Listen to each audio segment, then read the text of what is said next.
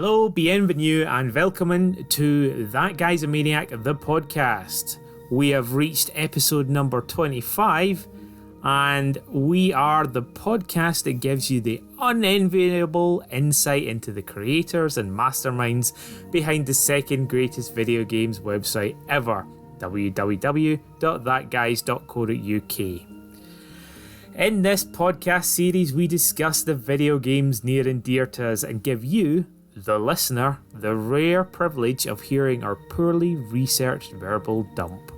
We are your hosts, myself Richie, and my lovely cohort, Farley, aka Kunzi11. Say hello, Farley. Cohort? Is that supposed to be co-host? No, cohort.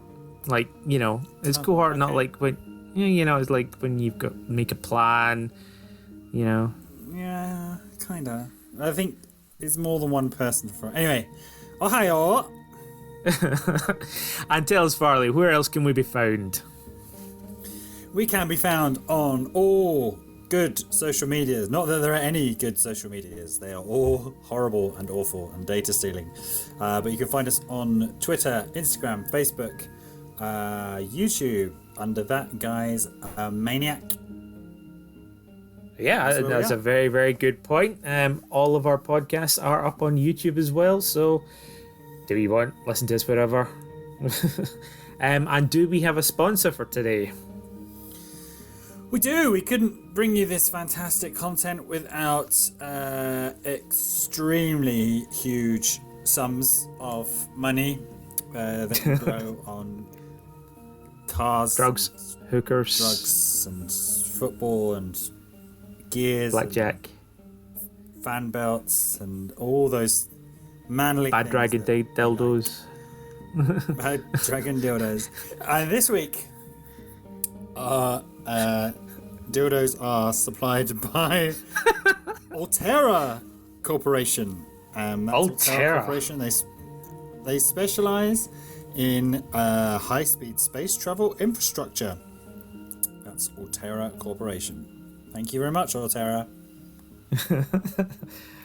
Are they for all our what needs? They're for all our high-speed space travel infrastructure needs.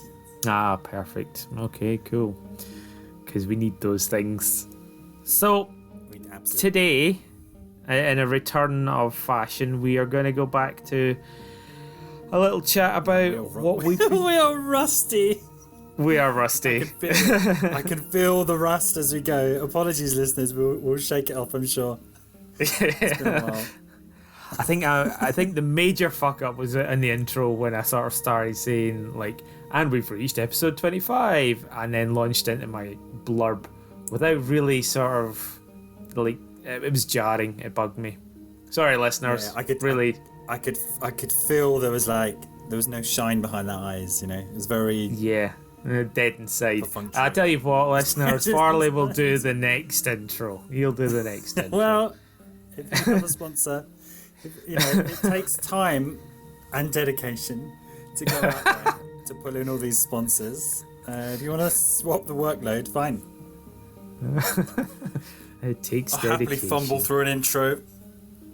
If you bring that sounds really dirty the way you say that, especially with the English accent. I'll fumble through an intro. Yeah. Right, okay. Pretty much. Yeah. So, in a return to our initial segment of how we used to do this podcast, which was, what are you playing? Just let it be. It's fine. You know what? I'm not even going to do the merchant impression because I just think I'll fuck up. It'll sound Irish or something. I don't think you'll be able to pull it off. Yeah. The Irish Jamaican merchant from Resident Evil 4. Okay, so we're going to talk about some of the games that we've been playing recently, and I think, Farrells, why don't you kick us off with something you've been playing? Sure. So I've not had a huge amount of game time, and I think last time we had a What Are You Playing, I was on a bit of a palate cleanser. I was Pokemon'd out, and I think that still continues. And there's not really been much for Sword and Shield we've had like a couple of max raid events, but nothing that's really pulled me back in. So, exploring a diverse platter of games, shall we say, in the interim. And the first one, I think I've mentioned it on the podcast before, but I've been playing Valkyria Chronicles 4 on the Nintendo Switch by Sega. Have you played any of those? I own Valkyria Chronicles on Steam. Yeah. Never installed it. Brilliant. I mean, that's as far as you go, I guess.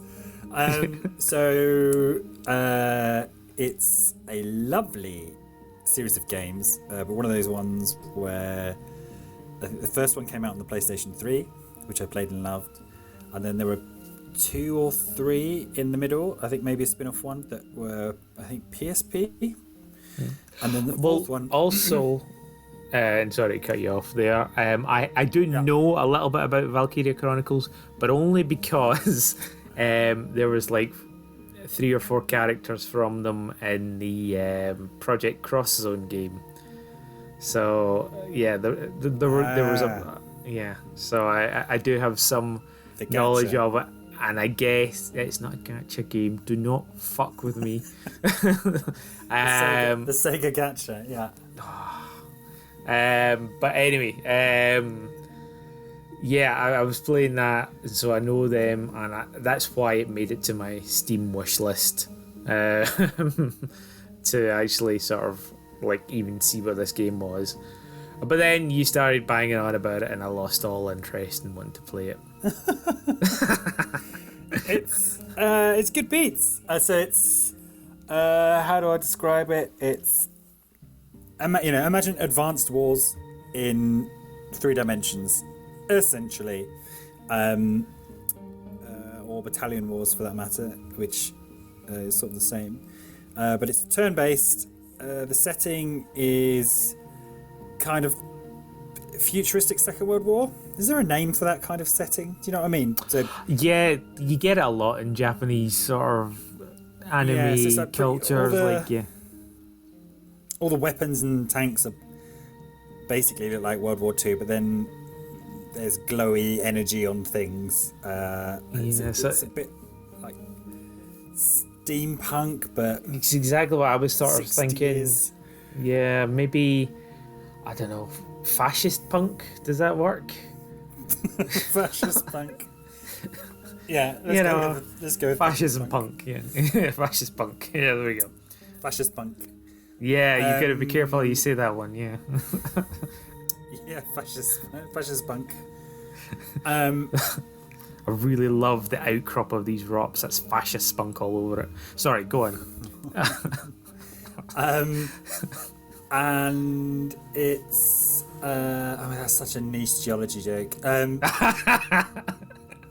Yes. If anyone out there gets that, then good on you. Good on you. Yeah, all 2 listeners. Yeah. But yes, the thing that I really like about it, and actually this is one that I've been playing for a while. I picked it up as soon as it came out. There was a ridiculous limited special edition version which came with a little tank, and I didn't plump for that. But it's one of those games where I actively don't want to kind of just munch through it. So I pick it up and play a mission every now and then in the hopes of eking it out for as long as possible. I'm really trying to soak it all up. So how long does a mission usually last? The way the story progresses, you have this big storybook, and there are loads and loads of kind of exposition cutscenes. So it's quite nice. It's broken up into nice chunks. So I'll pick up from where I left off, which will be after a mission and tooling up your gear and doing your training and making sure everything's hunky-dory, picking your squad. Then there'll be 2, 3, 4, sometimes 5 cutscenes.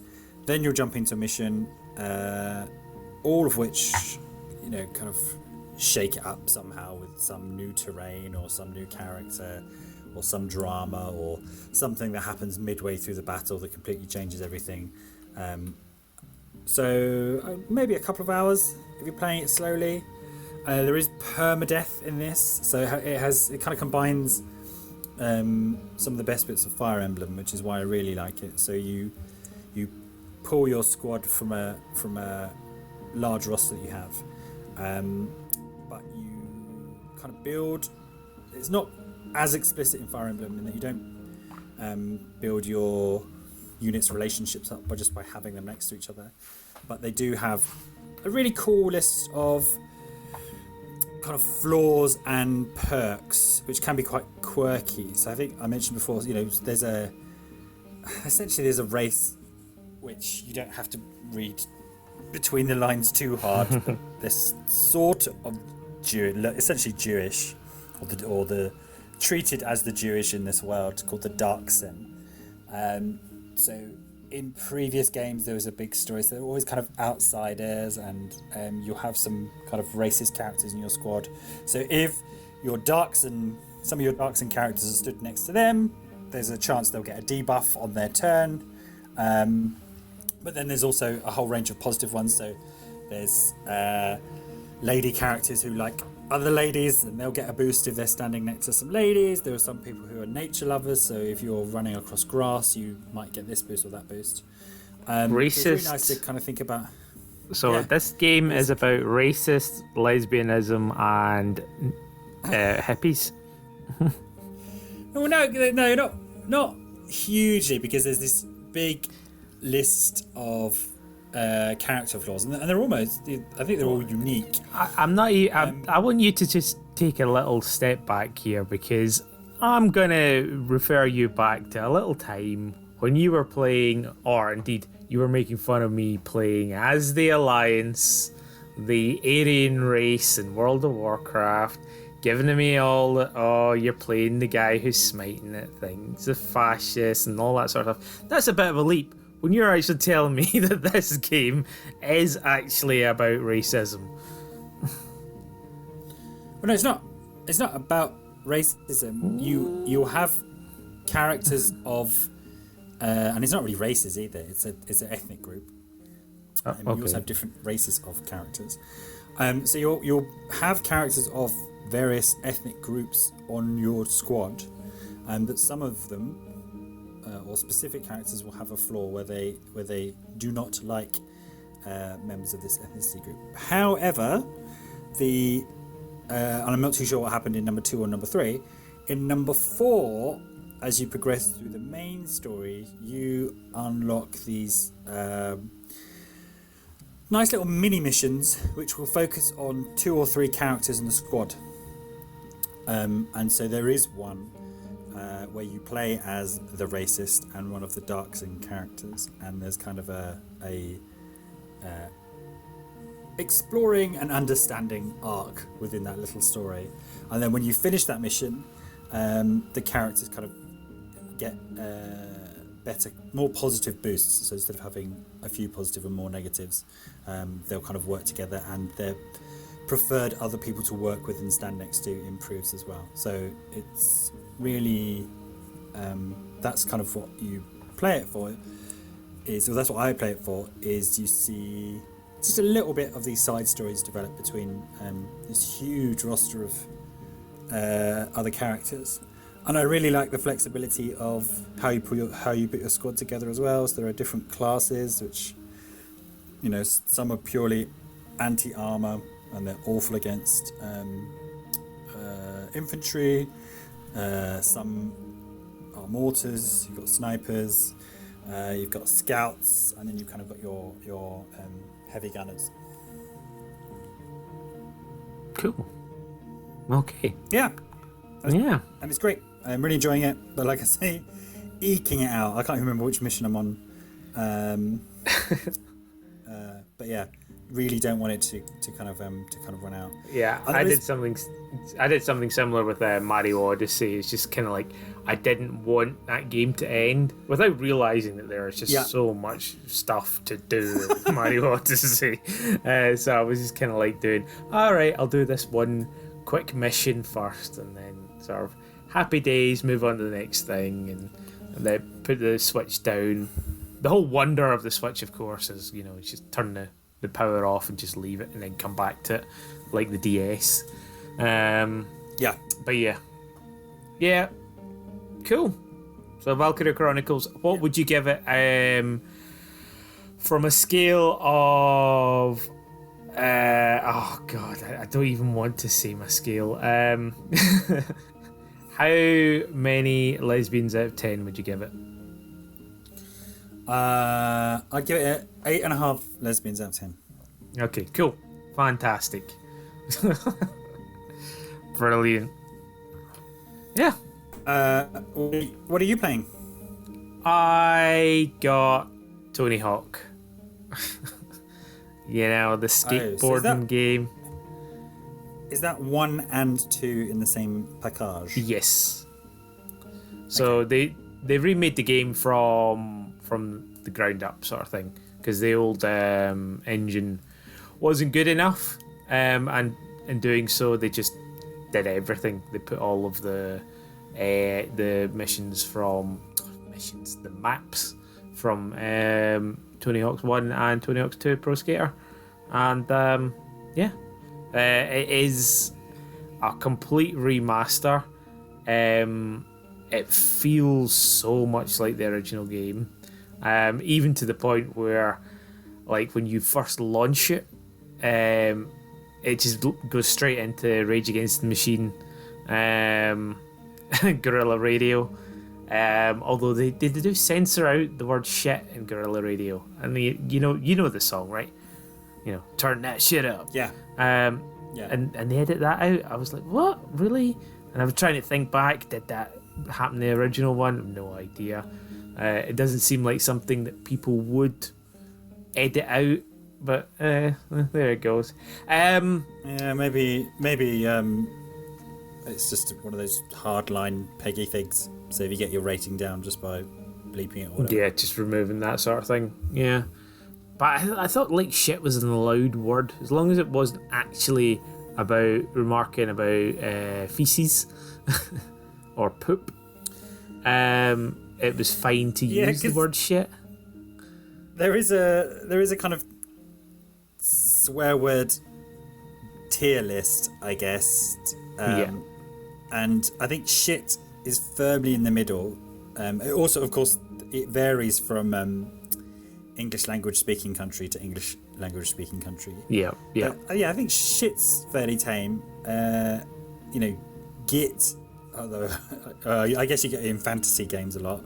There's neither here nor there. And the one that I always find funny is that I think wank is high up on the British English list, but it's like really low ranking on the American English list. Well, yeah, you get the converse as well with twat, or as the Americans call it, twat. Twat. So sometimes you'll be just watching a sitcom and someone will bust out a wanker or something. You're like, oh, that's a bit, don't think you get away with that on. I firmly remember Chandler as like, that's the part where I'm a wank, and you're like, what? Fucking hell. Yeah, it's like, wow, okay, fair enough. Tony Hawk, tell me about it. I think bottom line is I played it a lot on the, believe it or not, the Mac, and it was using the keyboard. Yeah, using the keyboard, and I remember getting good at it. Sorry, can I just stop you there?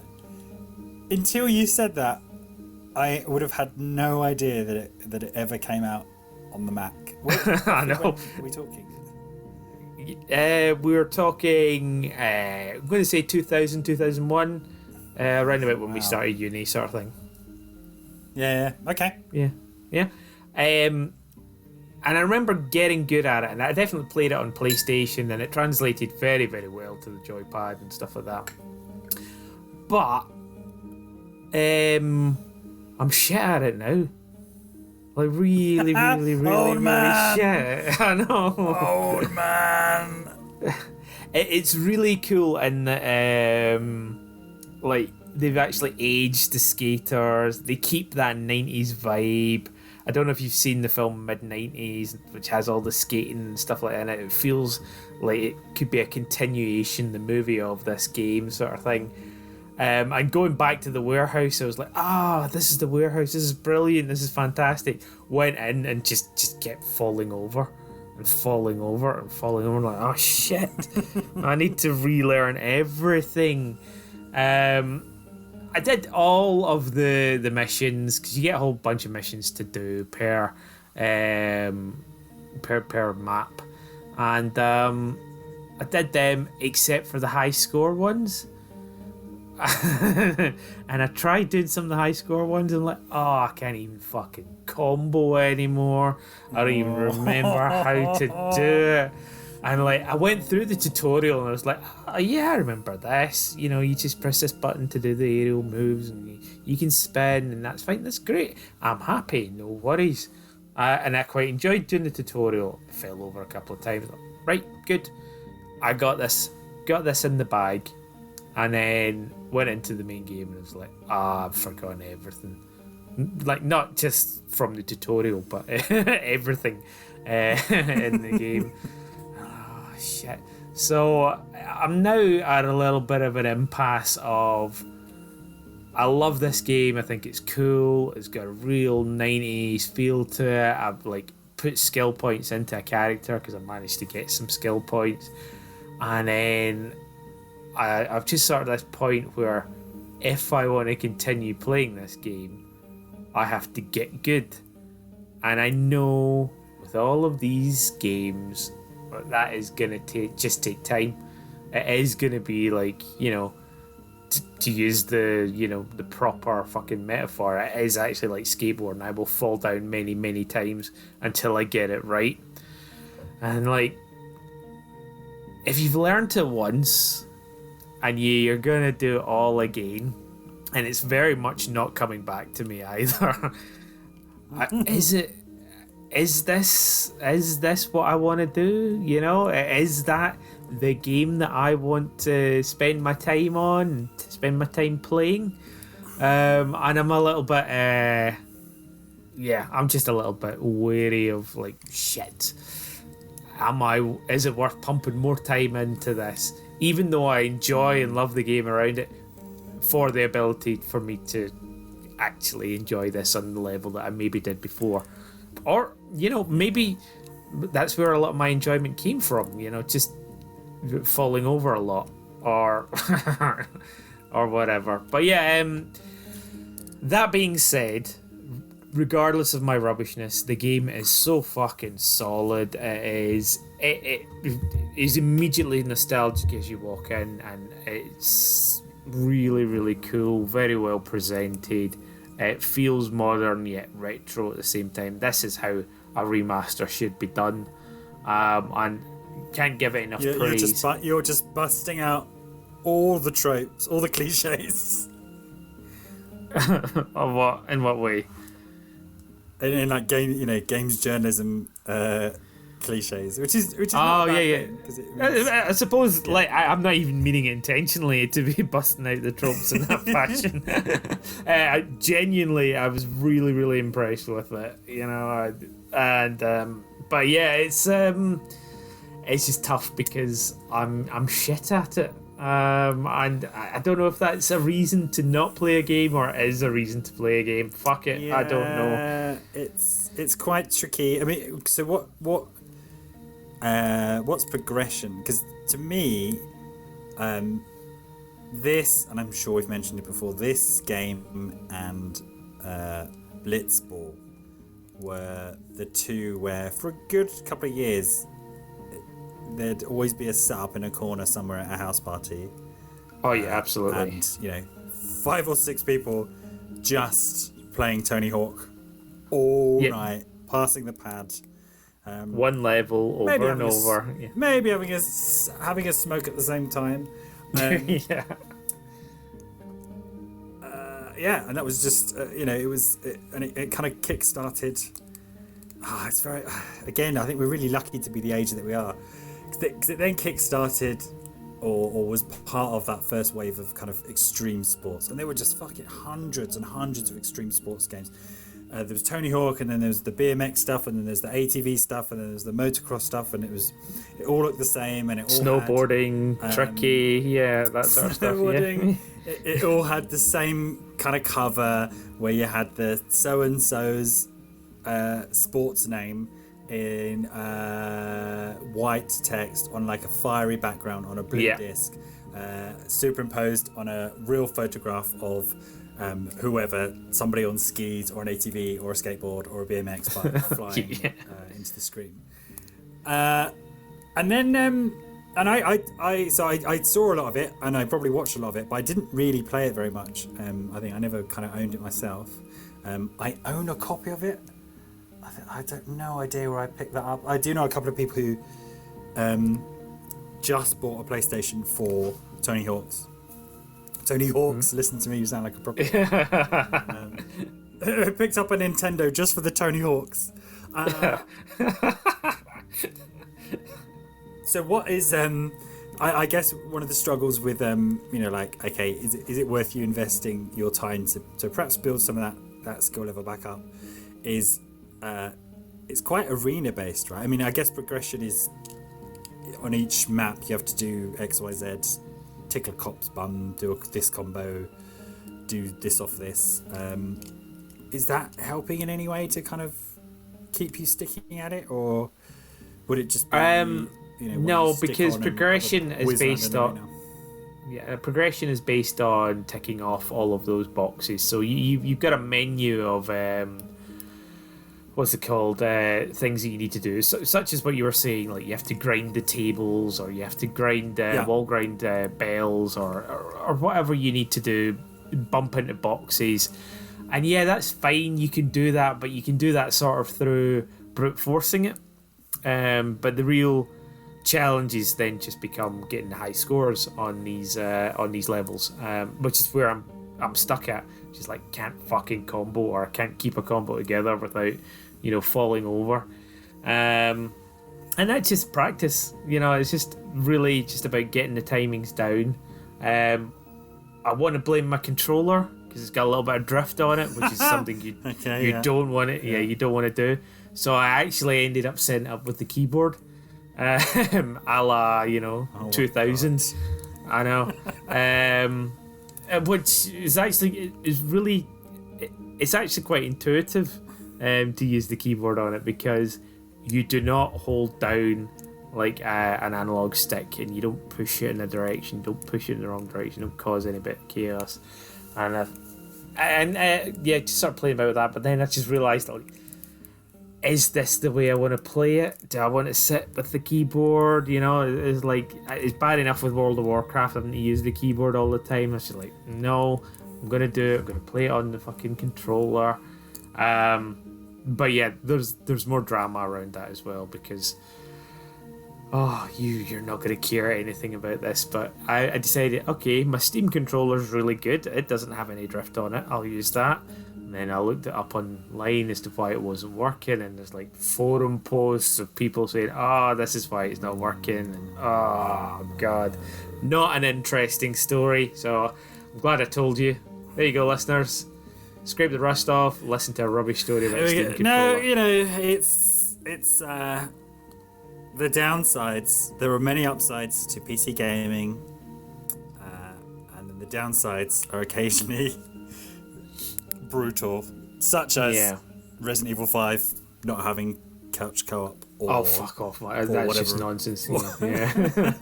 Or for whatever reason Control XYZ won't speak to game. It's like I've been using 360 controllers, as in like Xbox 360 controllers from like 12 15 years ago, and they're not great. I mean, you've used them before. They've lost the rubber on the analog sticks.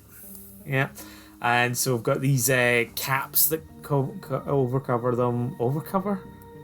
Yeah, great. Overcover, limber up that vocabulary, Richie. Overcover. which go over the tops of the analog sticks. And yeah, I mean, that's fine. I'm just such a stingy bastard and refuse to buy a new controller. Like, everything about the 360 controller that I should get rid of. Just get like an Xbox One now. You know, everybody's going to be going nuts for the next generation of Xbox, so they'll go down in price. Get one, Richie. Stop being such a stingy bastard, you know? But we'll see. Yeah, anyway, Tony Hawk's, not controllers. That's what we're talking about here. Tony Hawk's on the Nintendos. Tony Hawk's? Maybe, I mean, maybe they did something really clever. And, you know, at some point, I presume you've put your actual date of birth into your, whatever, your PC or your Steam account. So maybe it takes that into account and it kind of introduces a level of realism. So, you know, I don't imagine you're particularly proficient on a skateboard today any more than you ever have been. Ever. So maybe it just reads your age off and like, okay, you know, this we're just going to make him just keep falling over because he's a decrepit old man. I mean, that's an interesting sort of statement about the future of video games, and potential keeping fit with video games. Your performance in games related to your actual body size, weight, and fitness level. Yeah, I mean, everyone's obsessed with photorealism. No, fuck that. It should be about like physiological realism.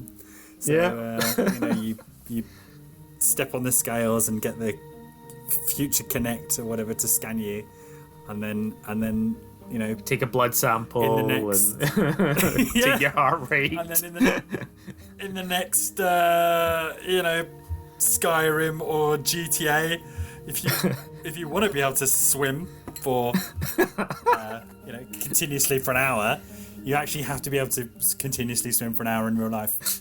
That's brilliant. And when you press the sprint button, it lasts 3.2 seconds. Yeah.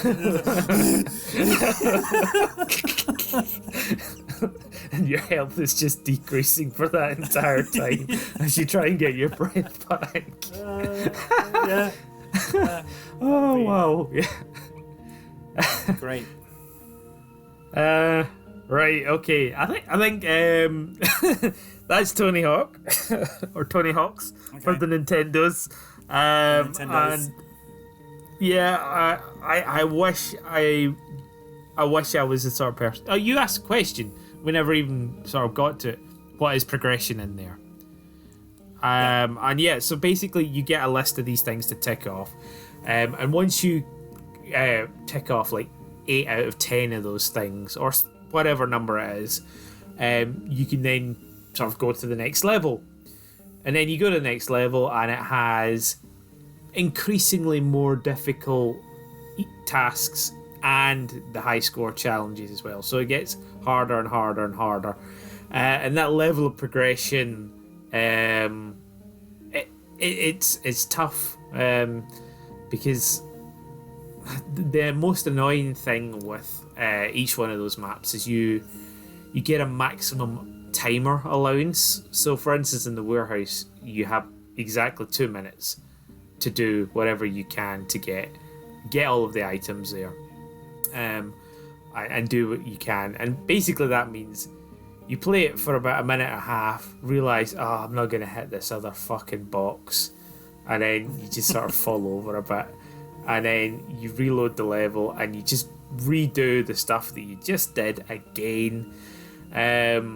But what I found myself doing was I was collecting the letters for whatever, or collecting the boxes, and I just wasn't getting better at the game. I was just pointing the character in the right direction and jumping at the right time.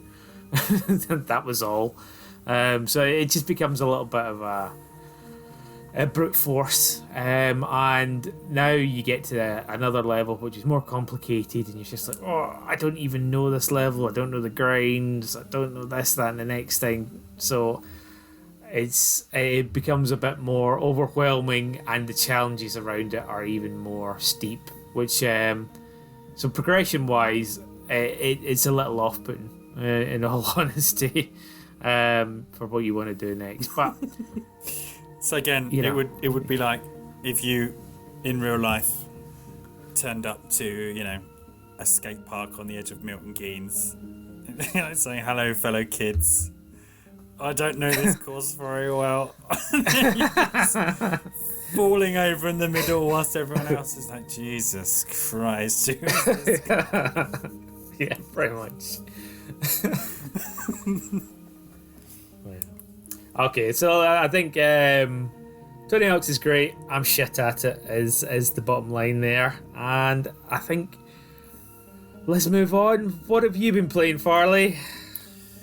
The next game I've been playing, which finally fucking came out, is Final Fantasy Crystal Chronicles. I think they're calling it Remastered. Okay. Which it feels like I've been excited about for over a year. It was one of those. There was it E3? Well, the Nintendo companion E3. And this was sort of announced at the same time as Final Fantasy VII Remake and the fact that Alien Isolation was coming to the Switch, and it was one of a handful of games I was like, yeah, I'm really looking forward to these coming out. And then it really frustrates me when companies do this. I don't know if it's any different in Japan or elsewhere, but there was just nothing. There was a page on the Nintendo website which just said 2020. Nothing from Squeenix until right before it came out, and so I was worried that it wouldn't come out at all. If you don't know Final Fantasy Crystal Chronicles, because it came out on the GameCube fucking 40 years ago or whatever, the Final Fantasy Crystal Chronicles is strange. It's a spin on the Final Fantasy formula. So there are things like Moogles and Chocobos, but instead of it being turn-based, it's all about kind of collecting items. So I loved I think I played 2 out of 3 of them on the 3DS, the Crystal Chronicles games. There was an excellent Wii game which was about just throwing stuff. So you didn't have any skill unlocks or magic. It was all about picking up whatever you could find and just using the Wiimote, lugging it as something else. I think a lot of people hated it. I adored that game. Really, really liked it. There also, you may remember the 2 tower defense games, but they were very much pay to play. So you one had you playing as an evil dungeon master. So your heroes would come along to your tower, and you kind of had to stack your dungeon to beat them. And it was just you. In order to have any success in that game, you just kind of had to pay. Anyway, Crystal Chronicles on the GameCube kicked it off, and the reason why not many people played it is because in order to play 2-player, 3-player, 4-player, each player had to have their own Game Boy Advance and a Game Boy Advance GameCube link cable. So if we had 2 sessions where there were 3 of us playing, so really high entrance fee, if you like. We just happened to have this gear laying around because we were playing the GBA. But what was great about it is they'd use the GBA, and Nintendo's played around with having a second screen many, many times, to sort of get your own secret information, which was really fun. And the way this game is set out is you're in a land where, as the name implies, crystals are really important, and your village is protected by this crystal, but travellers kind of hit the road in caravans to top up this chalice, and so at the end of, you travel to different dungeons. At the end of each dungeon, you'll get a drop in your chalice. You need 3 drops to top up the crystal to give you protection for another year. So that's kind of how the game is structured. It's you going off to dungeons, getting 3, coming back, and then there's a celebration and a party and a nice little cutscene with everybody dancing, and then you speak to your family, you build up your relationship with your family because they write you letters every time you finish a dungeon, and then there's 999 different events that can happen when you're on the road, and there's a logbook for you to fill out. So every time you're traveling between these different dungeons, there's a chance of a random event happening for you to see. So, loved it originally. I don't think we ever beat it because it gets brutally hard because you have to combine your magics. So you don't really... it kind of has rogue-like aspects to it, I guess. God. Yeah. But yeah, just very, very quickly before you go into that detail, I actually did some GBA connection stuff as well. Wind Waker. Oh, really? Yeah. Wind Waker on the GameCube had this ability to connect, and you could play as Tingle. And Tingle could find things that only Tingle could find. So it was like exclusive items in Wind Waker that only Tingle could find, or he could influence enemies and things like that. It was very, very boring. It was it was not interesting for the person playing as Tingle in any fashion. Just if there was something happening on screen and somebody was playing and you had no interaction, then you were just basically looking at a blank screen with Tingle doing a stupid little, animation, and that's it, really. Sorry. Can you also drop bombs, but they cost rupees? Yes. So you would be playing your sort of own little mini game, and like you could spend other people's money and that sort of thing. It was not engaging, not fun, not a good use of that second screen. No. But yeah. No. Anyway, sorry, I interrupted you. Crystal Chronicles. Yeah. And so you can only visit each different dungeon every 2 years. You slowly build up your stats from the kind of rare loot that you get. Now, this has been remastered, but unfortunately that side of things just hasn't been handled very well at all. Okay, so it's kind of like the antithesis of Tony Hawk's and all of my developed... Okay. Yeah, so just invert all your... No, it's not horrible, and it's great to be able to jump back into it, but, if you... Because Final Fantasy Crystal Chronicles is one of those sort of off-the-beaten-track games, but not a huge amount. So you can read hundreds of reviews or, see retro videos about it or, whatever happened to this series. And they all say the same thing. This GBA connection was great if you had the gear, absolutely awful if you didn't. And it's not hugely fun to play on your own because the whole time you have to carry this chalice around, which gives you a protective sphere or circle. So normally, if you're playing with 3 other players, you have to take it in turns to carry the chalice, depending on what's going on in the battle. When you're playing at one player, there's a Moogle who carries it for you. By and large, it's okay. Occasionally, he'll complain about having to carry it for too far, and drop it, and then you have to carry it. You can't really rely on him in combat, so he will kind of give you support. There's a whole weird mini-game thing where you can spray paint his body and cut his hair. So depending on what colour you spray paint his body will influence the kind of magic that he'll do. So when you're really in the thick of a fight and the screen's quite busy and you would just need a little bit of backup support from the Moogle, you have to kind of tell it to drop the chalice, but then it will drop the chalice, which is then a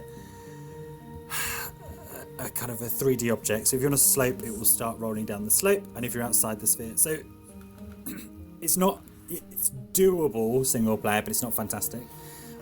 If you hop online, so I did this a couple of times, and you can do dungeons together, but unfortunately when you get that drop at the end of the dungeon, the whole point in doing it, only the host player gets that drop.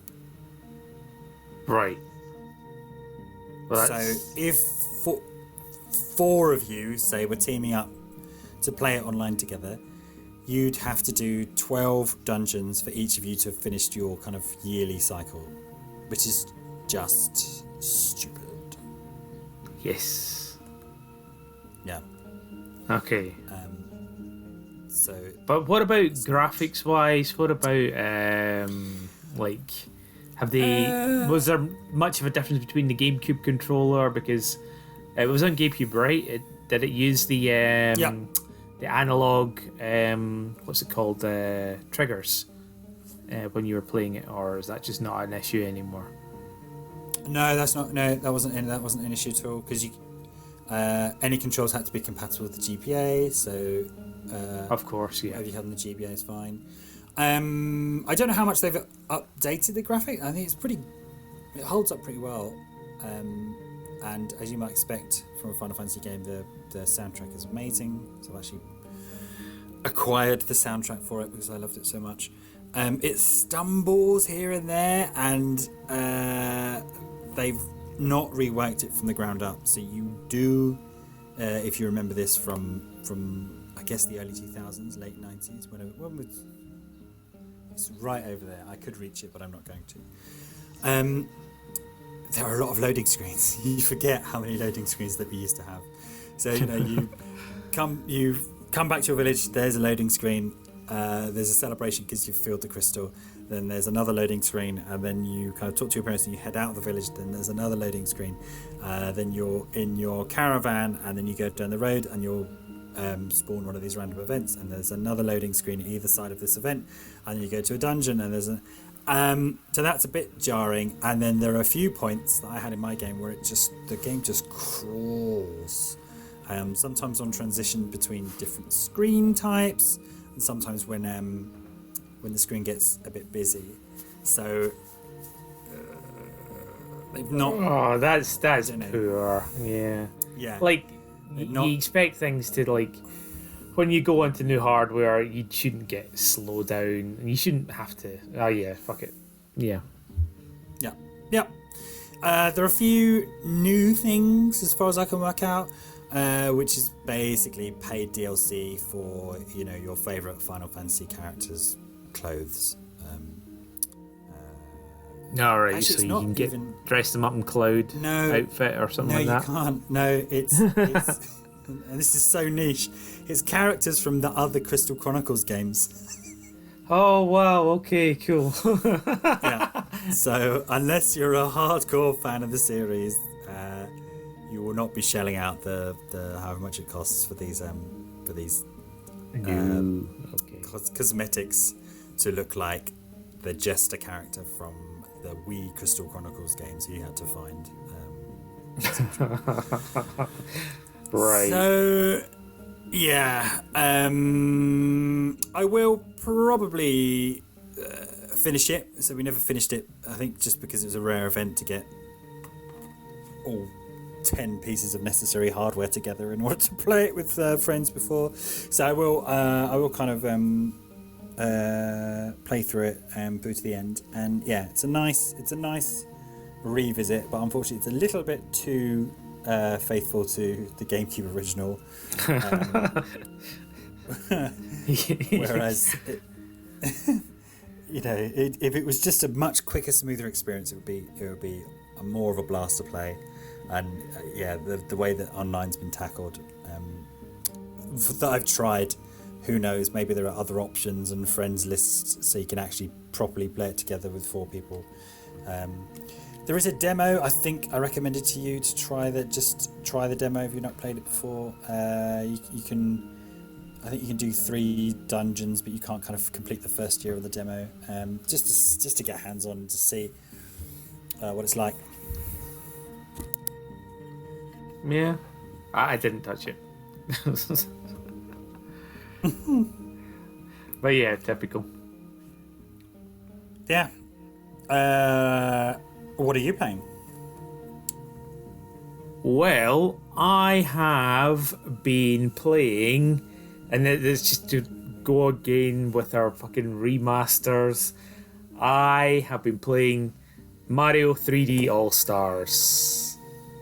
Hey. So, Yeah, that's so that's the remake, remasters, whatever you want to call them, of Mario 64, Mario Sunshine in the GameCube, and Mario Galaxy on the Wii. And yeah, it's good fun to go back to them. I as you may know from previous podcasts, our more hardcore listeners will of course have taken note of this. I've never played Mario Galaxy. I still haven't played Mario Galaxy. I'm really excited when this got announced. I know that a lot of people were. It's one of these interesting things. We don't really talk about sales and stuff normally because we're not talking about games as they come out. But again, there was a huge amount of negativity when this was announced, partly because Galaxy 2 wasn't in there and it was expensive and there was some weird limited accessibility. I think this is sold really, really well. But besides all of that, I was so happy for you to actually get a chance, you've still not done it yet, to play Galaxy because it's really good and you like Mario games. But you've probably got some weird internal logic, right, where you have to play through them in chronological order. Well, yes and no. So of course I immediately jumped into Mario 64. Yeah. And it's really, really still fresh for me. I played it, I don't know, probably about 4 or 5 years ago, and I did one of these emulated versions of it, but with everything HD graphics up. Do you know what I mean? So you were able to put in like all of these extra textures and make it pretty and update all of that sort of stuff, and make Mario super shiny. And I played through, and I got quite far in it, so it's kind of like, oh, this is still really quite fresh. And thankfully, in this remaster, I'm not shit at it because of that. So I actually flew through like the first 50 stars or something like that in Mario 64, and I was thinking, right, this is good. I know that it gets really hard, and I know that I got the full 120 stars on the Nintendo 64 because Billy Big Balls and all that. But first time without losing a life. Absolutely not. There is the worst level on that is the Rainbow Road level. It's the level I know the least, and it's kind of a PTSD sort of reaction to it as well. It has like this disgusting, horrible jump that you have to do every single time. I remember. Yeah, and on top of that, to get all the stars in every single level, you have to get 100 coins in every single level. And one in that Rainbow Road, I remember it very, very clearly. You're in a tiny little floating ledge. You have to run, smack a blue coin block, and get all the blue coins within a very, very limited time limit. And you have to do it by doing wall jumps at a weird angle. Like, there's no good camera angle to do it. And it was just brutal. And I just remember that over and over and over again. It is... I'm kind of dreading going back to that bit. But maybe you should get every single other star first. I was kind of thinking that, and there are still some horrible stars to get. One level in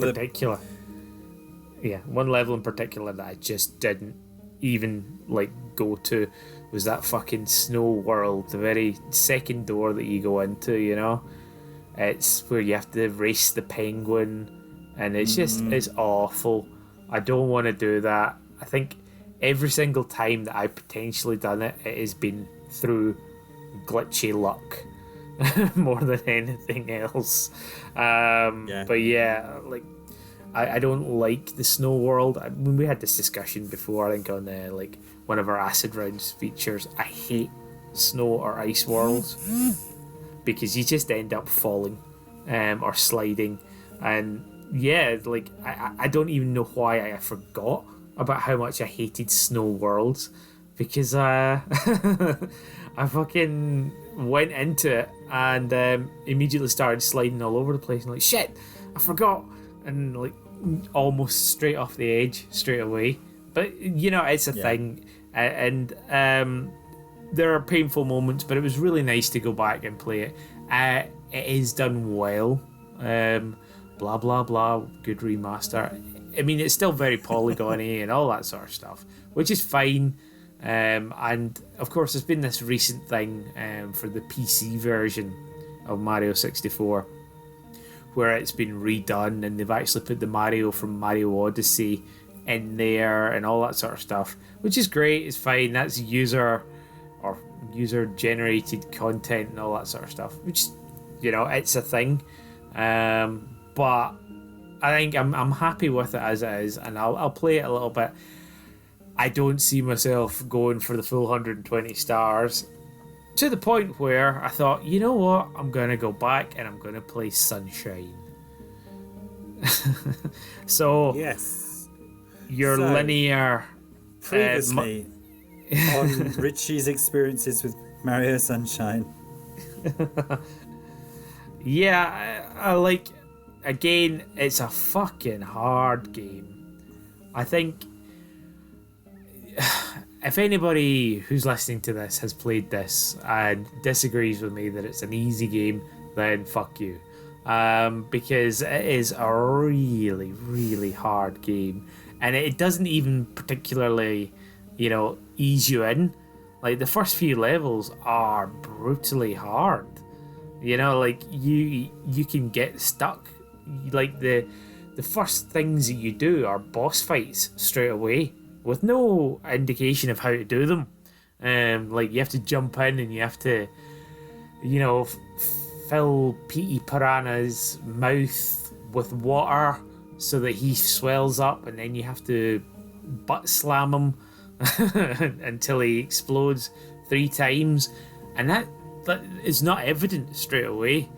And then right after that, you're thrown into the docks, where you have to do this ridiculous hard traversing of the docks until you get to fight a squid, and you have to pull off all of his tentacles and then pull his lips. This is a weird thing where you have to just pull his lips, like elasticated lips, until they smack into his face and he goes flying off. And they're not easy fights. It's just like, fucking hell. And now, I remember, like, really, really struggling as you progress through it. And there's a real stark contrast between Mario Sunshine missions, like to get the shines, and say perhaps the missions in Mario 64. Because some of them you can just do in a split second, especially if you've done them before. But I think even in like Mario Sunshine, you go back and you have to really struggle to earn and get through to and make those awkward jumps before you even get any kind of gratification in that sort of respect. And conversely, Mario Odyssey, they just throw you fucking stars every which way. You know, like you can almost fall over and collect a moon. Yeah, exactly. Yeah, there's just so many of them about that it just becomes about quantity rather than reward for, or quality, I suppose, of your performance in the game. And like, fucking hell. But yeah, Sunshine. One that I'm dreading is, I remember there was like a ghost mansion, and there's like a manta ray just sort of floating outside. Or maybe it's not a ghost mansion. Maybe it's just like a hotel or something like that. Yeah, unless it's a ghost ray. That doesn't sound very ghosty. Well, it's a manta ray that's floating under the gunk that's all over Mario Sunshine. It's very weird, and I think when you clean it or get it to a point where it's clean, it comes out in the air, and then you can fight it again. I think you have to do that like 3 or 5 times or something stupid, and this is only through recollection on the GameCube. And I mean, Mario Sunshine is a hard game, and again, I don't know if I'm going to spend all my life going back and doing all of those missions again. But I do remember having a lot of fun collecting Yoshi, fighting Bowser, and all that sort of stuff. And yeah, like you were saying, there's been a lot of critique about it. And exactly what I said to you with regards to Crystal Chronicles, there's issues because Mario Sunshine did use the analog on the triggers. And people are sort of having a bit of gripe with that. I don't have any gripe with it. I'm not pro on that sort of level. I probably didn't even notice that there was an analog function, you know. But would that have been like water pressure related to how hard you push the button down? It's exactly that. So you can sort of do sort of little piddly squeaks. Or you can do full beam, but you can only go full beam on this one. But yeah, I don't see that as too much of a problem. I'm sure there are certain niche ways to complete certain things when you've got into depths of maybe completing it several times, but I'm not going to do that. And we'll just see how that goes. And yeah, I mean, I've only done a few stars in Sunshine, and I didn't really die that much, not Billy Big Balls or anything like that, but I was just fucking, oh my god, what are the boss mechanics? I can't remember. And then you struggle and you're just like, stop hitting me, collect the coins to stay alive and all that sort of stuff. Just try to work out what the fuck to do. Were you sweaty?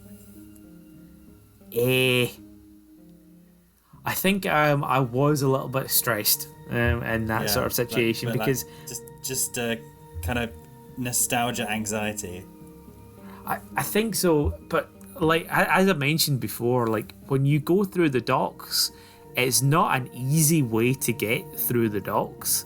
You know, you have to do a lot of climbing. You have to rely on camera angles. It's a little bit mazy. You've got to do some awkward jumps on like blocks that are moving, and the thought of dying then and there to that boss and having to redo that is it's so brutal. You're just like, I barely made it through the first time.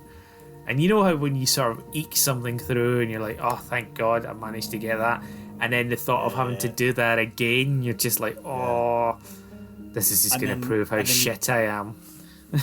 You get into that cycle of you get really far, like the first or second time you do something, then you die, and then you kind of don't get all the way through to the end and make a silly mistake, and then you get into repeat level delirium, where you're falling off the first fucking platform, when some random cheap who has never got you before is getting you, and then it's like, I need to stop and walk away and come back. Yeah, like it's like when you talk about flow in computer games, that is when you have just completely abandoned flow.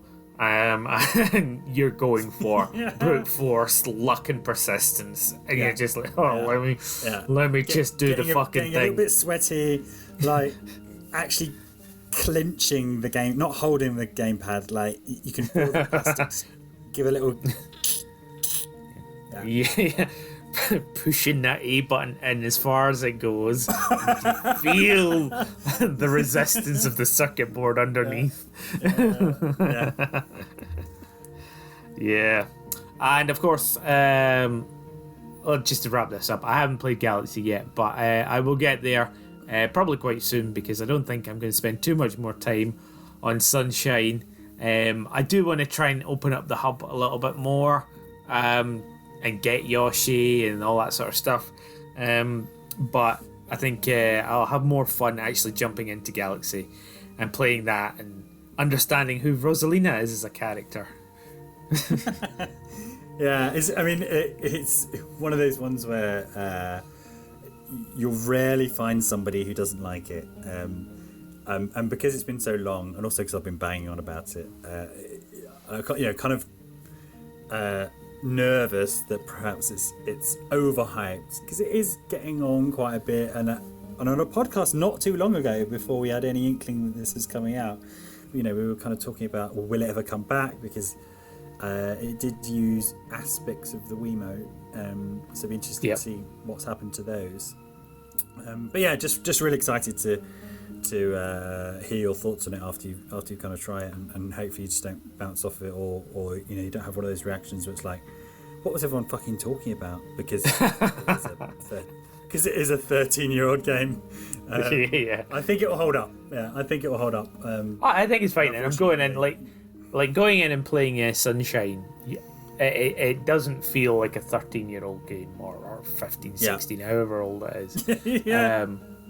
It feels like a Mario game. It doesn't feel too dissimilar to Odyssey.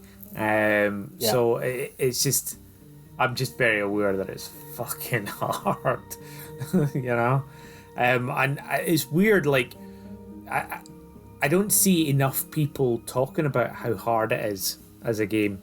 I feel like more people should be talking about it. Like, I saw Twitter posts of people like outrage at Sunshine. I thought, oh yeah, but that'll be somebody talking about it. It's just like they've left some kind of a graphical glitch in some of the special worlds. I'm like, all right, but no talking about how fucking evil and awfully hard this game is. But yeah, like, okay, fair enough. It is what it is. I've not played it, but you don't. Occasionally, someone will have it as their favourite Mario game, but you don't often come across somebody whose Sunshine is the best one. It's a little. I don't want to say off the beaten track. There's something different about it, I think. Whereas you could happily line up all the other ones and be happy with it. Something a little bit different about Sunshine, I think. Yeah, I mean, everybody they hated it to start off with because Mario had Flood, the water jetpack thing on his back, and everybody was raging that it wasn't just like Mario 64 again.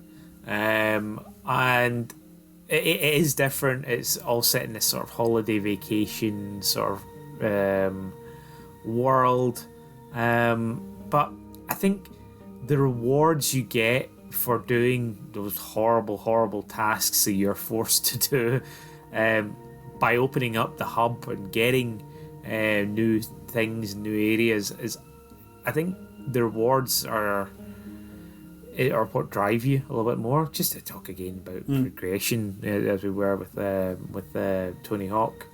I suppose Tony Hawk's on the Nintendo.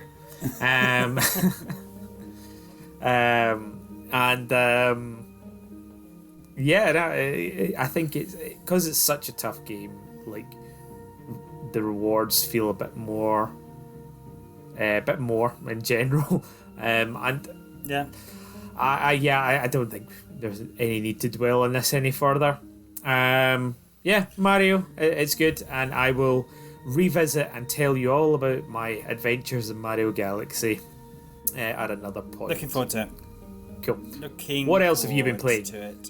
So the last game on my list is one that I almost surprised myself with, is Subnautica. Oh. Yeah. Yeah. So it's an underwater survival game. So think Minecraft, Daisy, all of that bollocks. And it came out on PC in 2018, I think. And for a while, all the streamers were doing it, but I didn't really pay any attention. And then I saw that it was coming to Switch, and I thought I really liked the look of that game from the trailers that I've seen, not really knowing anything about it. But I was sort of put off by the survival aspects. I just don't. Yeah, you have that love of like endless ocean and things like that. Yeah, and I'm just too. This is the theme for the podcast. Maybe we should call this one Grandad Edition. I'm too fucking old to be worried about keeping my health up and keeping my food levels up and keeping my water levels up. That's a young man's game. So I did a bit of looking into it, and first of all, it's not due out on the Switch until 2021, and I was like, the way things are going, I don't think there's a chance we won't even fucking be here in 2021. The world will not be a place where I can download buy Switch games in 2021. And so I just decided, I think it was on sale as well, which didn't help, to get the PlayStation 4 version. After having a look at how well it performs, apparently, and this is one of the great things about being so late to these games sometimes. When it initially came out on the PlayStation 4, it was bad, buggy, bad. But I've had not many problems with it. And you can, fortunately, from the beginning, you don't have to do any kind of credit hitting to unlock any of it. You can choose which settings you want. So if you want, you could go full hardcore survivor mode. You get nothing, permadeath, one life, all the way through to you don't even have to worry about your health and stuff like that. So I played it about an hour in original survival mode, and it was just a little bit too annoying topping up all the meters. So then I deleted that save and started again. So it's just the health and oxygen you have to worry about, and not the constantly finding sources of food and water. Oh, you put it on easy mode. Oh well. And not easy mode, which is just don't worry about anything. But let's try and make some progress without dying of dehydration in the fucking sea every 20 minutes mode. And it's really hard to talk about because even though it's 2 years old, because almost everything is spoilers. But suffice to say, I'm a big fan of underwater games. Loved Endless Ocean. Monster Hunter Try is my favourite one, and most people hate it because the underwater level bits in there. And it takes a lot, as with all of these games, it takes you a lot. You are kind of hanging in and scrabbling for raw resources to just stuff in your mouth early on. But then once you start to build up your resources and confidences, it kind of explodes, and it really gives you the tingly feelings of like, oh, I can do that. So yeah, really, really enjoying it. And I've kind of played it. Go on, give us an example of one of those I can do that. 2 solid days. It's this might, if you're the weird kind of person who's listened to this and also hasn't heard of anything about Subnautica, this may be spoilers. But kind of as you're gathering material, so the idea is that you were on this Whataya Corporation spaceship, which has crash landed on this water planet. And essentially you have like a Star Trek replicator, but you have to feed it materials. But because of the crash, it's lost most of its blueprints. So you start off with, you can make yourself some, a knife and a light from the resources that you harvest. But then very quickly after that, and it's done in a really cool way, you essentially get the ability to build a undersea hab lab. Okay. So, sort of like a gerbil rat run, but with so many options. And from that moment, because before that you're just subsisting on your escape pod. So it's this little escape pod that's always on your HUD, just floating around the ocean. You pop up, you can get yourself a medipack. You've got limited fuck all storage to kind of fabricate things, so you're kind of dropping shit in the ocean. I hope that doesn't take up memory, or I hope I remember where I've dropped that. But then as soon as you kind of build that base and home, and it's so customizable, and then vehicles start coming, and then you're like, wow, okay, I can basically build my own Sequest DSV out here. Brilliant. So yeah, and then I think it's when it flips that threshold between, even on easy mode, between like, you know, I'm just kind of going from run to run, emptying my bag. I need some of this. Let's try and find some of this, but I don't want to die. To kind of, okay, I can actually relax. I've got a foothold, and now I can kind of spread out from there.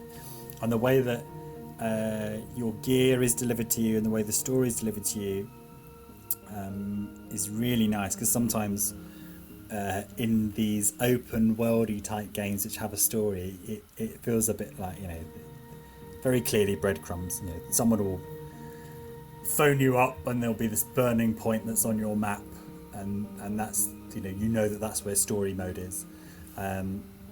Whereas here, kind of linked to your blueprints and your upgrades and the way that stuff's given to you is just really, really nicely laid out. So yeah, you do just, I have certainly had a number of these kind of mind blown little moments. Go, oh wow, okay, now I can do this. So yeah, so really enjoying it. And it has been a rare game. Which I had a couple of days off this week where I put it on, I think at 10, and then was reluctant to turn it off 12 hours later, 8 hours later. You know, and time had kind of flown past, barely remembered to eat my lunch. So yeah, really enjoying that. And then just before we recorded this podcast, something happened in the game, and I was like, what? There's this now? So yeah. Excellent. Yeah. And the last thing on this, because I know I've been rambling on for a while. Obviously, for a game set underwater, I think we mentioned, we were talking about Starlink the other day.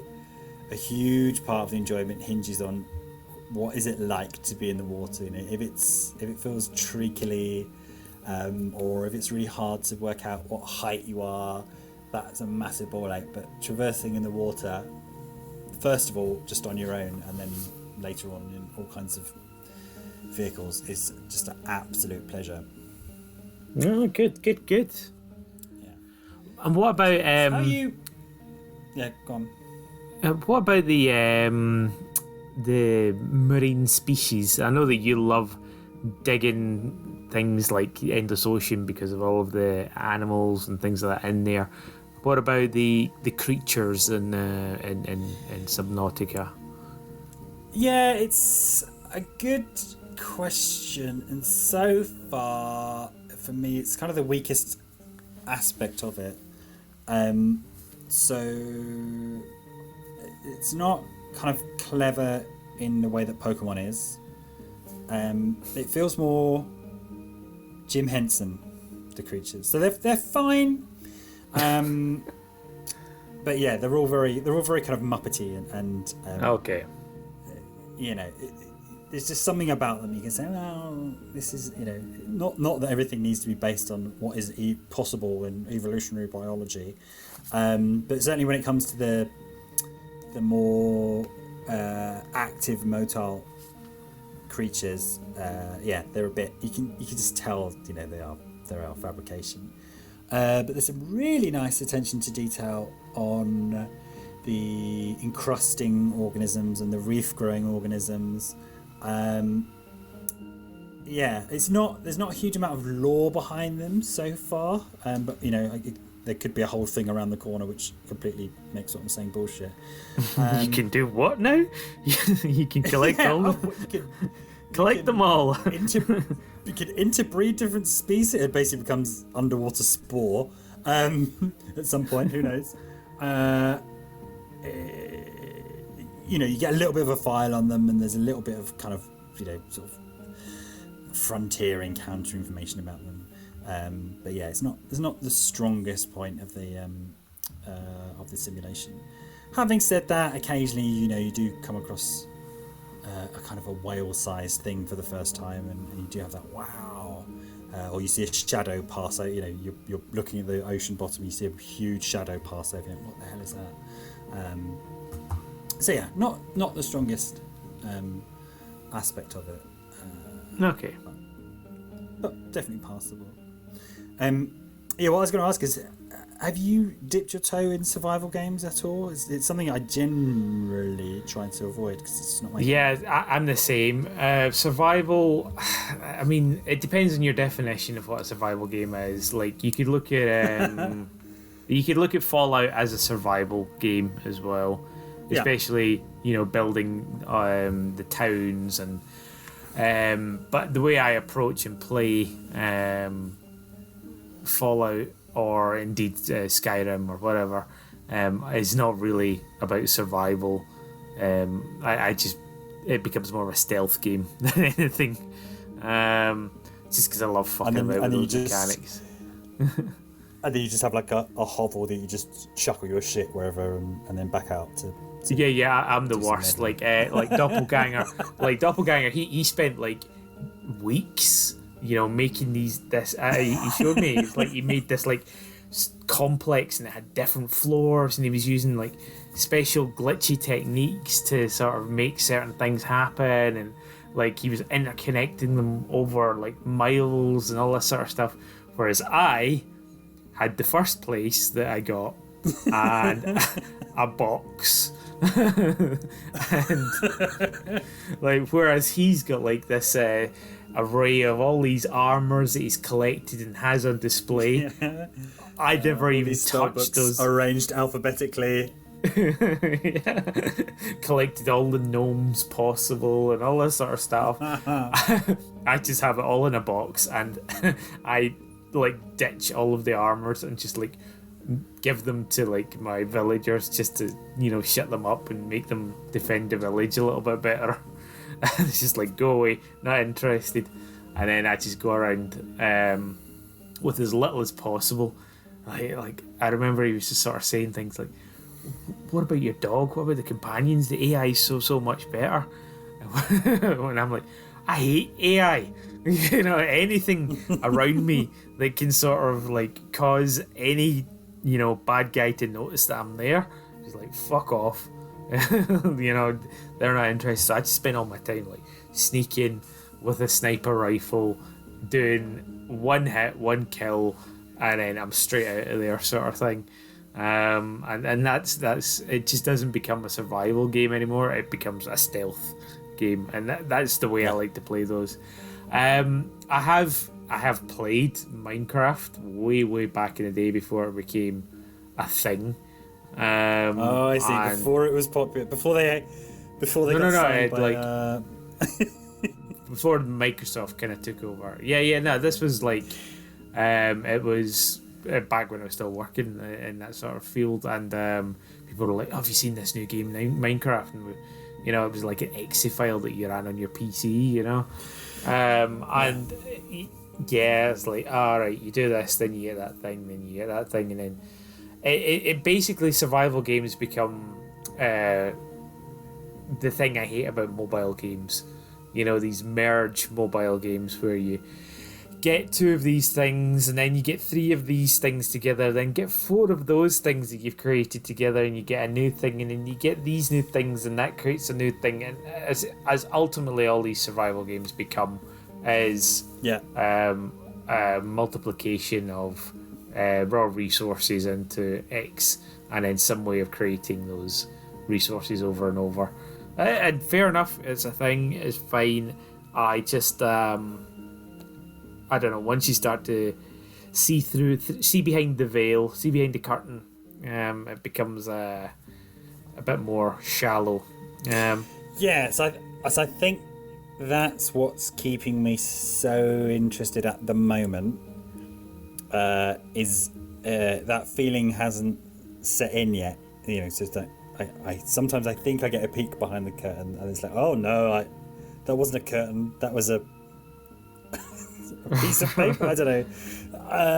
So yeah, I've not yet kind of got that familiarity or that kind of I understand how this world is put together and how things like there's still surprises around the corner. I imagine that will settle in at some point, and there's this really good balance where part of me is like, I just want to build my base, make my perfect original character base for myself. But then these little seeds of the story come up, and I'm like, so I'm currently being pulled between the both of them, which I think is a good thing. I think definitely a good thing. Yeah. If the story was a bit more distant, I think just burn yourself out on resource creating and building a mega structure. So yeah, really well balanced as it is, and actually perhaps circling around to Tony Hawk's. Wondering when I'll reach that point. Okay, I know how this world works, exactly as you put it. I understand how it works, and it's no longer a challenge or a mystery. Or it just doesn't. It becomes less engaging, Yeah. Once you see the inner workings, the cogs. See up its skirt. Once you see the Wizard of Oz behind the screen. Any other cliches about that? No. Let's not do that. No. Okay. What are you playing? Okay, last one on my list, and this was a recommendation from my brother, who is not a gamer, but picked up Steam purely because he wants to play Football Manager. But when playing about in Steam, found a game called House Flipper. Now, he is he is a capitalist of the highest order and loves the idea of flipping houses and all that sort of stuff. So he bought that game. And he highly recommended it. He was like, "This is great, it's fantastic, doing this, doing that, and the next thing." So I thought, alright, okay, I'll see. And then, like, a couple of days later, it went on sale on Steam, so I was just like, right, fine, fuck it. I'll have a little go and play it. And it fits firmly into our category from a few podcasts back of non-violent games. Now, don't get me wrong. You can break down a wall with a sledgehammer, but there's no killing off things or anything like that. And the violence is lock people in the basement and then knock the house down whilst they're... Yeah, you can't put people into a swimming pool and take out the means to get out of the swimming pool. It is essentially exactly what it says on the tin, which is very, very appropriate. Oh God, what's the word I'm looking for? Saying, yeah. Analogy, metaphor. I don't know, like, just because it's from Ron Seal, the advert, which was about looking after your home, things like that. Yeah, exactly. And basically, you start off in a little shed. You are a handyman, and you get jobs on your laptop in the shed. And you go out, you do these jobs. You start off doing simple things like cleaning up a garage and, tidying off all the dirt and doing a tidy up, and that sort of thing. And you're just given a bunch of tools to, like... You get a paint roller so that you can decorate the houses, and then you have to order paints on your tablet, and you sort of just paint it in that sort of fashion. And it's almost sort of like real time based, because you do have to individually. Like a simulator. It's more like a simulator, but a fun, shorter time based simulator. Okay. Like you have a mop, which is amazing. You just sort of wave it at a pile of dirt and it does go away. You don't actually have to scrub the dirt or anything like that. Although, when you have to clean a window, you actually have to scrape clean the window and clean it and things like that. So there is definitely at the start there's an element of cleaning, but then there's also things like one of the first missions I got was my boyfriend in a fit of rage kicked off the radiator. Can you fit a new one? So I know. Yeah. Some rage. Yeah. So you go around there. Does it not go really dark, and then you kind of have to intercede in this toxic relationship? Maybe. I haven't got that far, but we'll see what happens next for that couple. But ultimately, she kind of gives you 25 quid. Clearly got a bruise in her eye. The guy's kind of standing behind her, like, oh, okay, off to my next project. Right, okay. And then so when you're actually mounting the radiator, you actually do need to sort of go through the process, and this actually has a difficulty curve as well. So you can have it on easy mode where you just have to click the items and they go into place and you slot them on, or you can go in the harder mode and you actually have to find out what you need to do, and you have to put this thing there before you start tightening the bolt and things like that. And it's all, it is what it is. And recently they actually just announced that it's got a VR version, which makes a lot of sense, because the way you interact with it is a very, very your classic sort of walk 'em up. You can see all around the surroundings, and you sort of click in these different what's it called? These different like bits of dirt or rubbish or a paint can, and you can see how it fits in a VR universe. And I can almost visualize the engine, one of those ones you see, and but that is just the initial sort of handyman stuff that you do. The bigger bulk of it is, once you have unlocked all of your tools, is to actually start doing up houses and making them friendly towards certain buyers.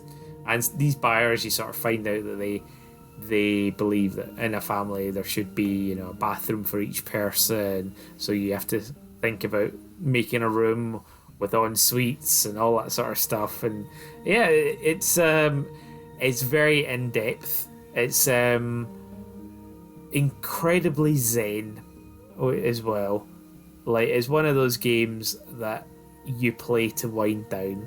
Like if I've done some hardcore World of Warcraft raiding, and rather than like sitting down with a cup of tea, I can sit down with a cup of tea and I can just paint some walls or mow the lawn or whatever, and it is super chill, and again, like, everything is so zen about it that it's just relax, do this thing, right, okay, paint this, and then if you do want to get more in depth into it, you start thinking, right, okay, where am I going to put this wall, what's going to happen there? But it's a game that's not a game, and it's just fun to have on, and sort of switch to as well. But I don't think there's much more to say about that game, really. It's definitely I have worth some a questions. go. Okay, go on. Number one, realistically, do you think this is an adult training game? Are there transferable skills that you can pick up from House Flipper from your limited experience with it? So, could you install a radiator, for example, now? I definitely would still pay someone to install a radiator, but I think that the way that they've approached it is quite realistic in some fashion. I'm sure. No. You'd still, even if you were doing it yourself, you'd still prefer to use a YouTube video with a guy who's actually doing it there. Okay. It's not like all of a sudden you become an expert on finding the water main and tapping radiators and all those other boring in all honesty, all that happens is you see a mount on a wall, you click it, and then you choose from the tablet what radiator you want to buy, and then you put it there, and on the mounting that's already on the wall, and then you sort of play with it and just get it secured in. And you do the same for like sinks as well, but sinks are. I think I could actually wire up a sink, no issue. I have done in the past. So, wire up a sink. Yeah, wire it up. That fills me with confidence. I could definitely plumb in your plugs and wire up the sinks. My second. When you're, go on. Like when you fit a sink, it is tubes. But you're not going to say I tube up a sink. But yeah, I suppose plumb is the word I was looking for there, not wire. Okay. My Number second 2. question is, I find this absolutely fascinating, and so hat tip to your brother for getting you onto it, and thanks to you for bringing it up on the podcast. But for me, this game. We've talked about like escapism in the part, what escapism people get from games, and to me this game is just way too close to some of the stuff that I'm normally avoiding doing, or is on my long list of things to be doing. And that I don't think I could play this game without being like, oh fuck it. At what point I am virtually installing some shelves and putting up wardrobes or whatever. When I actually have these tasks to do in real life, I can see it. If I'm fighting, you could argue that about flashing Second World War, or exploring underwater, or saving my village from Crystal Thing. That's far enough away. It's completely different. 100%. No, I'm with you. But you could argue about any sim. You could argue about any single sim that it's too close to reality. But most sims allow you to do things that you can't normally do, right? You can't just hop on a train and drive whatever the Berlin monorail. I mean, but I'm genuinely thinking about stuff like The Sims, where you lead a virtual life, that's more of a dollhouse.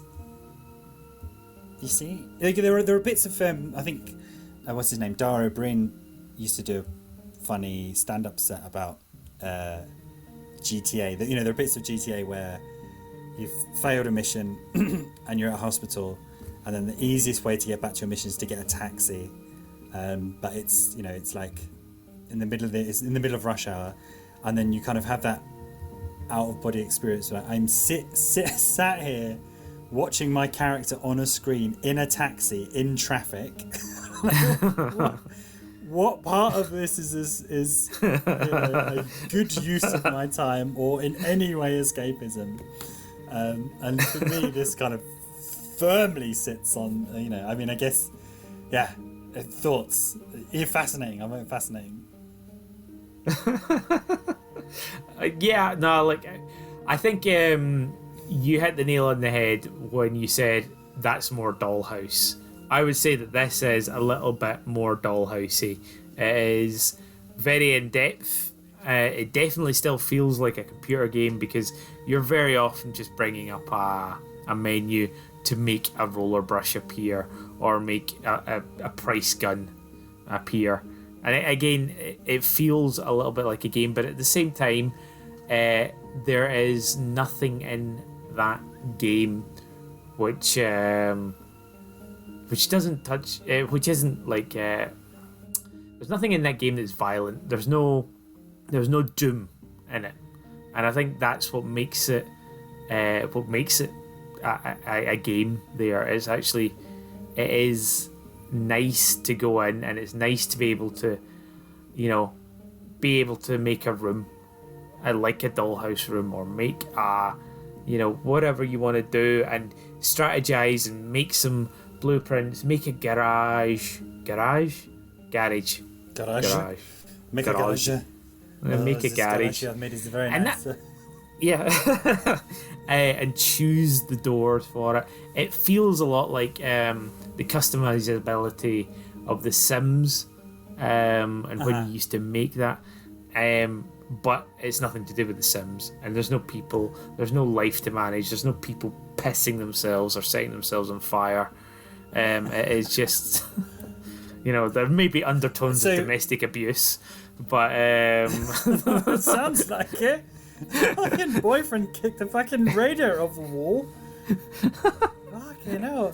Okay, interesting. So you can't fuck things up. So you can't like accidentally drill through the electrics, or No. There's nothing you can do which creates a sense of peril. There's no.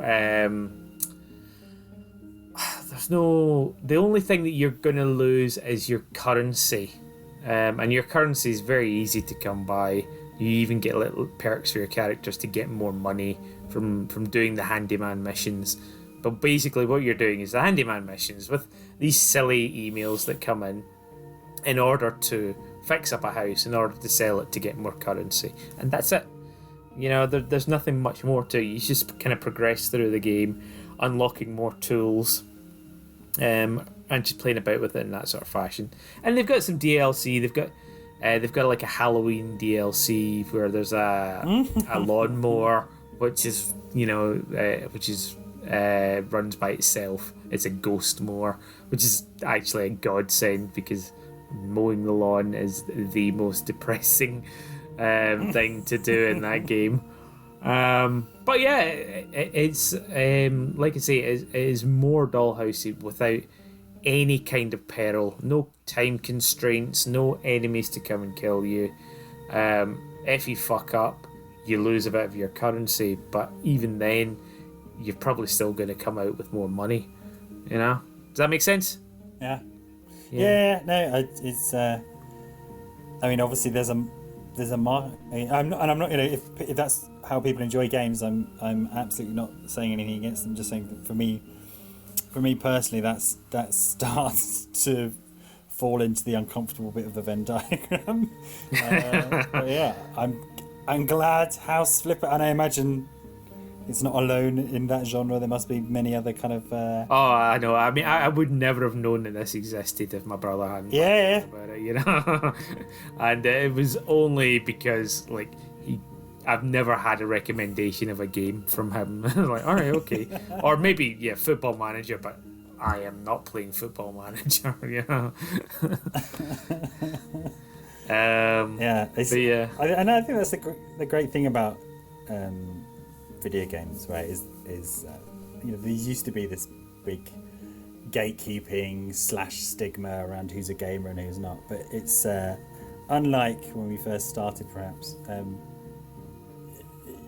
You could essentially be a gamer and just have completely different experiences. So from people like your brother who perhaps will rarely touch any other kind of game, but will have played every single Football Manager or every single Civ game, or just has a console with one game that they keep going back to. I remember he had a Mega Drive, and this is obviously quite a few years ago. Mega Drive with John Madden's, and that and I think he had Sonic, which he got with the console as well. Yeah, and I touched once, and just after things. Yeah. Cool. Well, I think that's our games done. That's what we've been playing. That's what we've been doing. So I guess let's say our goodbyes, and until next time, whichever or whenever that may be, in your timeline, probably a week's. So say goodbye, Farley. What we need to do before the next podcast. Yeah. This is homework for us. It's behind you. We mentioned behind the curtain now. You're seeing behind the curtain right now. Our TGM podcast. We need to come up with a fucking way to sign off these podcasts, man. I like the say goodbye Farley thing, and then bye. I do, but it feels like. Do you remember when you were at school and you had to write a 200-word creative essay, and then you'd get really into it, and the meat of the story, it's really strong intro, and the meat of the story would be wacky, and then it'd just be like, kind of right, and then we woke up. Well, and then I woke up. I believe at our school we got told you cannot use, and then I woke up as the ending to your story. Oh man, how like much are we ending this podcast with? And then we woke up. Woke up, and then we have so much energy in these podcasts, and then we know, we both aware of the time, and then we're like, okay, we have to wrap up, and then it's always like, yeah, so the goodbyes is fine. It's yeah. Like, I mean, there was a really good podcast we did. We're just we're just ending there. We're just ending it there. And done. Podcast over. And that was great. That was fantastic. But I don't know how to end it. It's like we could do something it's like clear. Neither of us do. Yeah, but maybe we could. I don't want to do it. I don't want to say it. But we could say things.